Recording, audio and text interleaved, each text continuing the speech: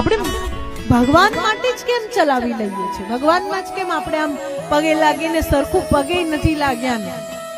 આજકાલ તો નવું શીખ્યા છે, મંદિર પાસેથી પસાર થાય એટલે હોર્ન મારીને આમ કરી દેવાનું, બસ થઈ ગઈ, હાજરી પુરાઈ ગઈ અમારી. હા, તમે દરેક મંદિરે ના જઈ શકો, પણ એક મંદિરે જવાનો નિયમ તો તમે બનાવી શકો.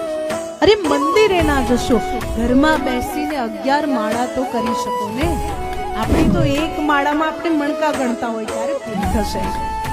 એક બાજુ ચાલતું હોય રામ રામ રામ રામ, બીજી બાજુ ચાલતું હોય આમ કરી દેજે તો આમ કરી દેજે તો આમ કરી દેજે તો આ મંત્ર ક્યાં થયો? આ મંત્રમાં મન જ નથી, તો મંત્ર ક્યાં થયો? અને એવા ભજનથી પછી મન પવિત્ર કઈ રીતે થાય?